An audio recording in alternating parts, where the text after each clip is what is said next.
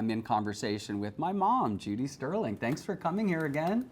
These are always special moments for me. And now I'm going to do something that I never do on the show, which is write down questions, try to get through questions. And I thought, how can I focus this discussion and maybe get some new stories out of you or answers I've never heard before? So I prepared, get ready, 7 little questions. Let's go.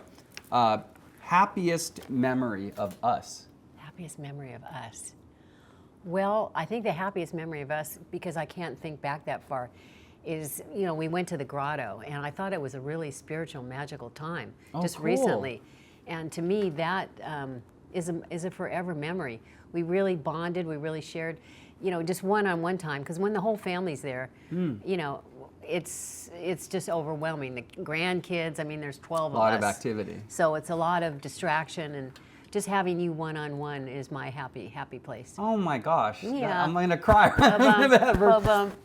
A fine fall day in Newfoundland, I don't think there's anything better on planet Earth. My favorites. And again, it's this little secret Lady of Lourdes grotto, not really secret, but not well known, so it's a secret to me, out in beautiful Flat Rock, and it's where Pope John II knelt and kind of blessed all those the boats and gave that Sunday morning Easter Mass, which we still play on NTV. I know. I think it was 1981 or 1982. But besides where the Pope knelt, and there's a beautiful plaque there now, it's all the Stations of the Cross and statues of angels, and it just is known as a spiritual place. Decades ago, I guess a local priest identified that there's something special about the water coming out of the rocks. People have gotten healed there, spontaneous healings.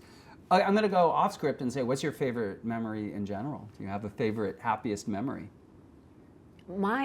I'd say giving birth to you.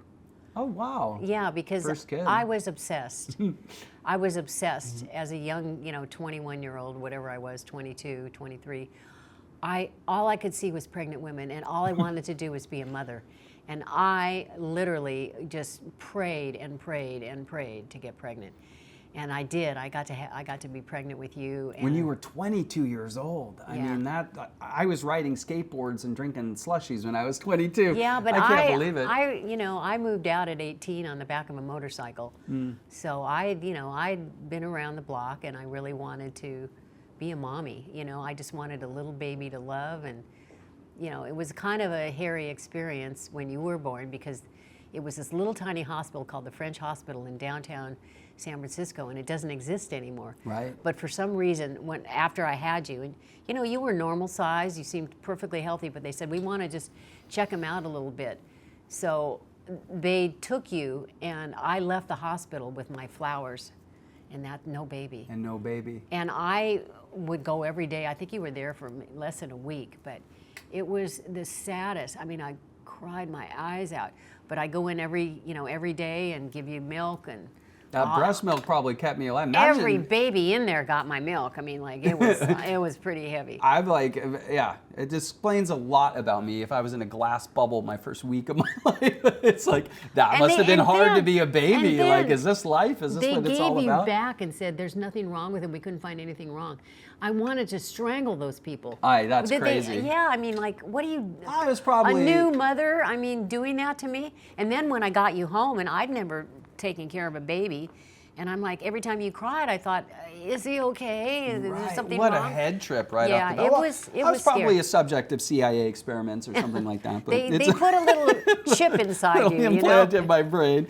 Okay, that was all question number 1. Question number 2, we kind of covered this. What was the first year of motherhood like for you? Well, it was a learning experience. I had a real learning curve. But I'm a natural mother. Basically, all you have to do is, I just emanate love to babies, and babies love me, and I love babies. But your own baby, my God, it's just endless joy. It was super, super fun. And you were such a good baby. You weren't a fussy baby. You slept all night really early. You were just good at everything. Oh, thank you. You've always been, low maintenance. beyond my expectation. Well, how about when, we would take you, and Scott had an XKE V12 Jaguar, and it had this little tiny place in the back of it, with a little window. and you were 3, I guess, and we decided to go to PEI and across. We came from California, which is where I'm from, to Newfoundland. We drove in that XKE, and you hung out in the back, and there's a picture of you brushing your teeth, spitting out the window. You know, I mean, what the heck? You were This so is before iPads. Yeah, I had 2 little dinky cars in my hand. I'm going to take a quick break so we can get through the rest of the questions. I love this.